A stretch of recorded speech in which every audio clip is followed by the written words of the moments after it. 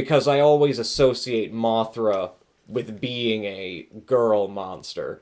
Like, in all of the annals of giant monsters, there are very few ones that are explicitly female. In fact, the only other one I can think of is Gorgo.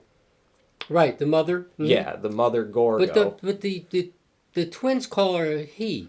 That's the thing. In the subtitles that we saw, they call her a he. Right. But the thing about it is, and again, I'm not that familiar with the Japanese language, but my understanding is that the Japanese language lacks binary universal gender pronouns. That when pronouns are used, like, it's a lot more... Like, it's not that gendered pronouns don't exist, it's just that pronouns, by their very nature in the Japanese language, are used a lot more sparingly, traditionally, because it's a lot more bound up in context, in terms of formality and politeness. Like, you know, you wouldn't just... When you were... if you're referring to someone who's not present, you wouldn't just say, well, he... wouldn't like this because it's considered impolite to refer to someone impersonally without naming them when they're not present. So, like, obviously I don't know very much about the Japanese language, but, like, I'm wondering if it might have been I always thought it was a female. I mean, and that's the thing. Part of it is maybe it's just because it's a butterfly that you see a giant pretty butterfly. Well, moth, but okay, but you see a giant pretty moth, right? And you assume, you know, I guess maybe it is just like an ingrained, just sort of cultural connotation. You just kind of assume that Mothra is a lady, but then again, I guess giant monsters don't really have gender, do they? You know, it's like no one ever really. Well, I mean, Godzilla, you say it's a male, right? Right. I don't know if that's, but you're right. There's no gender. Well, I would call Godzilla he if I'm talking about a character. The only time you really see it is when the latest Godzilla movie, where you have the male and female archetypal creatures. Oh yeah, the Mutos in the 2014. Right, so that's the only time you really see. Yeah, that's the weird thing. That's like one of the. You don't know whether it's. That's one of the weird things. It's only really got 3 heads, so it could be all 3 heads. That's the thing. It speaks to the kind of weird sexual hang-ups that come with all of these, like, really juvenile monster movies. Is that it isn't really until it really isn't until after Jurassic Park that any of these sort of monster or creature features get into, like, the actual question of, like, monster sexual reproduction. Right. Because even Mothra, I guess you could say that, well, Mothra lays an egg sometime in between. Well, Godzilla's female, because we know in the remake, their eggs are left underground, right? Well, okay, let me just tease this out. So, like, Jurassic Park comes along. We have the plot element of, well, how do we control the sexuality of the dinosaurs so that they don't just breed out of control and take over the Earth or whatever.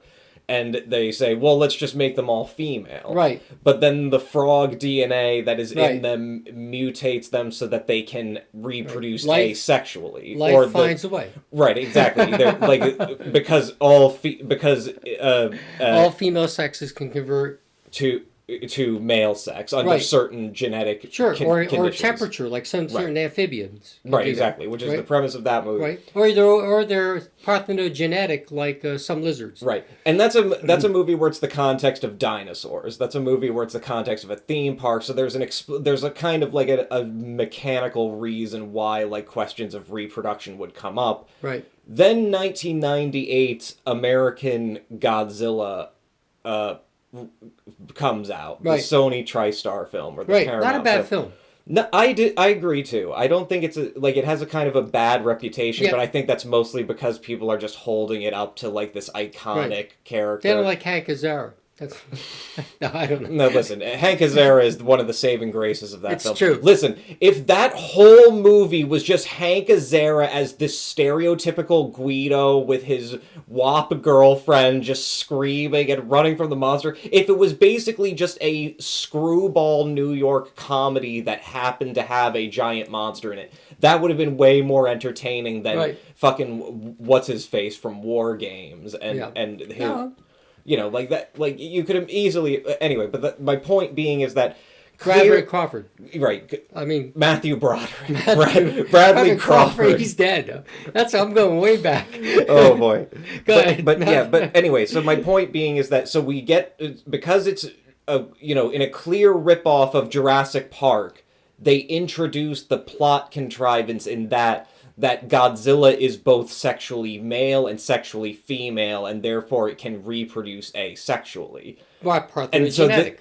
So this is the first giant monster movie where sex even comes into the equation. Right. Nobody in previous giant monster movies is ever worrying themselves about whether there's a giant monster. Whoa, it's always Rodan. There are two sexes. We don't find out to the end that there were two sexes, but Rodan. Right, I guess that is true. Right? Rodan has a mommy and a mama and a papa. Sure. But here's the thing: is that like the interesting thing with Rodan is that it even is kind of obscurantist, because what we see in the beginning of the film, like most of the film isn't even about the Rodan. Because most of the film is about these bugs that live in this mine, these like giant metal whatever they're called. They're giant caterpillars, basically. They're giant worms that live in the earth. Centipedes. Prehistoric centipedes that are killing these miners. And then we get a flashback of one of the characters who's brought out of a mine collapse. Right. You saw a giant egg. And we see Rodan hatching from a giant egg. Right. But then in a few days later, we see a grown up Rodan. Right. And so that's the weird thing, is that I'm not sure if we're supposed to assume that that's how fast Rodan grow, or if that original Rodan was the child of the other two. Right. Rodan. You really don't know. It doesn't really matter. The idea is they feed off the giant centipedes. Big bird, giant centipedes goes with it. And that's the thing. Yeah. Who knows how fast Rodan grow? Right. It's again, it's it's the same thing with Mothra. No one sees Mothra eat. Right, exactly. No one sees any of these animals eat. We do see Rodan eat and destroy all monsters. Rodan eats a whale and destroy all monsters, but that's the only time I remember ever seeing a giant monster eat. Right. But just on the trip of Mothra, in the first film, it's just Mothra. She hatches from an egg as a caterpillar. Where the egg came from, who knows? But the egg is this, and this is a very common motif in these movies, where the egg is just fully formed and it's encased in stone somewhere. It's either in a mountain or on an island. Well, there's a god aspect to it, right? Exactly. Yeah, it's much more of this sort of magical realist. There's no real scientific explanation. And then in the second time Mothra appears in Mothra vs. Godzilla in 1964, we have grown up Mothra, which is presumably the same Mothra as in the first film. Correct, it is. Right. But then we see that it has an egg which hatches two little baby Mothras. And so presumably Mothra can reproduce and give birth. And so that kind of reinforces its female. But you're right, it isn't really until the late 20th and 21st century that we start to see and again, it's only in the American films. It's only in American films where we see the concept of monsters breeding. It's only in American films where you see a character again in a ripoff of Jurassic Park saying that Godzilla is a he, but he's a very unusual he. He has both male and female reproductive organs, and they keep calling him a he, despite the fact that so they put.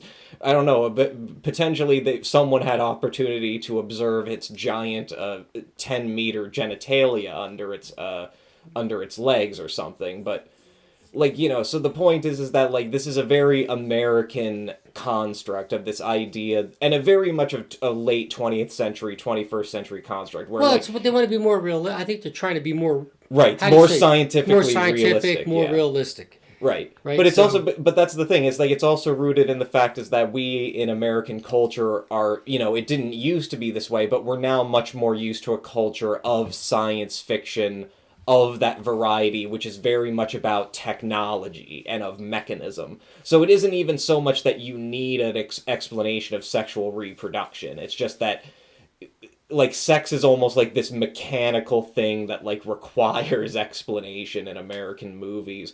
Whereas in Japan, even after the 90s Godzilla movies, no one ever talks about this in Japanese giant monster movies. No one cares. It's always presupposed that the monsters are just these innate entities that defy all convention.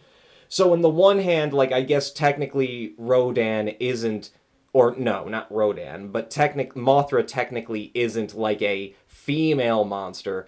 I think we could still say that it's like an example of the feminine monstrous. That, and it's very much, it goes back to the very sort of primordial, like symbolic notion of the idea of the feminine monstrous, which is this idea of there being this, especially in a society that is dominated by men, there being this sort of pathological fear of femininity as being associated with nature, right? Where it's like, like the Cartesian principle, where like masculinity is associated with the mind and control over one's urges and control over nature and manipulating nature to his will.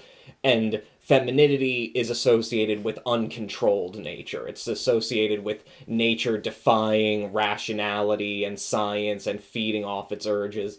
And that's very much like the kind of binary conflict at play here, because you see with Mothra like the sort of the conventional man versus nature story, don't you? It's like, which in itself isn't so strange for like a Japanese giant monster movie of this period, but like I do think it bears repeating, like just how flamboyant Mothra is compared to previous previous Toho giant monster movies. That's the studio that made it, Toho Studios. But like, before Mothra, there was Godzilla in 1954, followed by a quick cash grab sequel in 1955.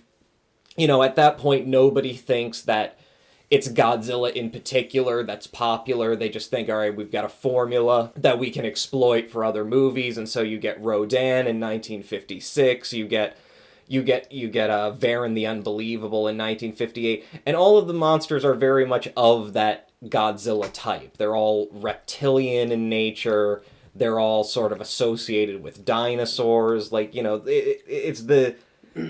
And all of them sort of follow the same pattern. It's the monster sort of rises. There's also like obviously an overarching like nuclear fixation, like the anxiety of nuclear proliferation. With Godzilla itself being a very explicit nuclear proliferation allegory. But even in like the personifications of the monsters, there's very much this almost like masculinist portrayal of them.